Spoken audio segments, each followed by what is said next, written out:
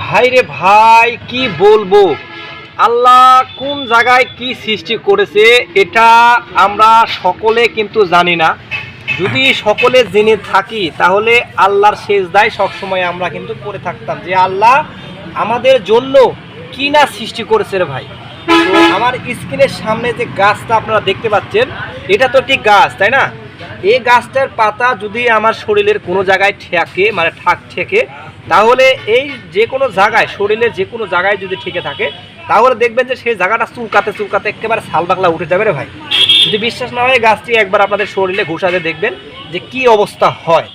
তো আমার স্ক্রিনের সামনে যে গাছটা দেখতে পাচ্ছেন, এই গাছটার নাম হচ্ছে সাদা বিছাতু। এই গাছটির নাম হচ্ছে ভাই সাদা বিছাতু। তো এই গাছটির একটা কাজ আছে, সেটা হচ্ছে ম্যাজিকের মতন কাজ। ম্যাজিকের মতন কাজটা কি আপনাদেরকে আমি বলি। যারা নতুন নতুন বিয়ে করেছেন, ভাই আপনারা কথাগুলো মাইন্ডে নেবেন না, কেননা আমি সঠিক কথা বলি, উচিত কথা বলি, মানুষের সমস্যাগুলোকে তুলে ধরি। এই কারণে আমি সবসময় সঠিক কথা বলে থাকি, সঠিক পথে চলি। এতে কে মন খারাপ করলো, কে মন খারাপ করলো না, এ দেখে আমার কিন্তু লাভ নেই, বা আমি ওসব কিছু মনে করি না।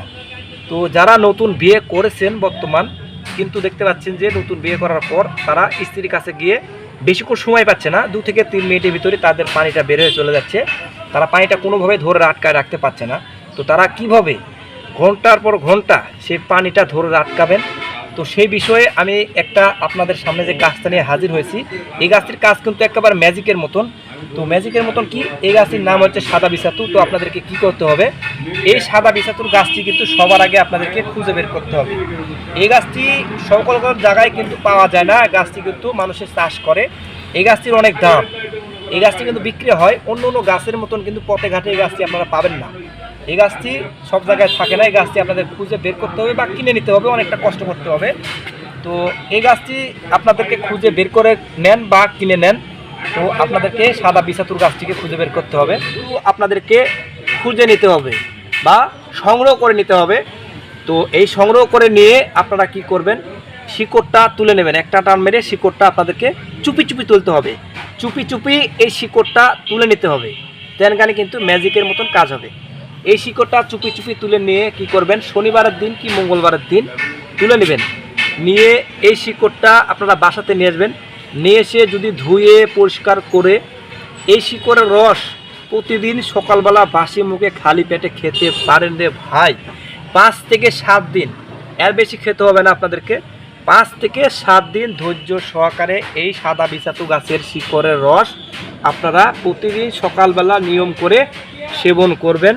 ইনশাল্লাহ আল্লাহ প্রদত্ত একটি গাছ, এই গাছের সাহায্যে আপনাদের শরীরের যত রকমের দুর্বলতা থাকুক, যত রকমের ঘাটতি থাকুক, এটা দূর হয়ে যাবে বা পূরণ হয়ে যাবে।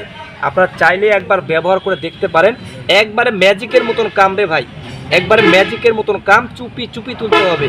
এছাড়াও যদি আপনারা এই গাছটির শিকড় তুলে নিয়ে আপনারা শনিবারের দিন কি মঙ্গলবারের দিন তুলে নিয়ে চুপি চুপি তুলে নিয়ে একা একা গোপনে গোপনে তুলে নিয়ে একটা তাবিজে ভরে আপনাদের কোমরে বেঁধে রাখেন, তাহলে আর কোনো মান নাই। খেলাধুলার মাঠে যাবেন, প্রত্যেকটা দিন আপনারা জিতে আসবেন, প্রত্যেকটা দিন আপনারা খেলাধুলার মাঠ থেকে জিতে আসবেন।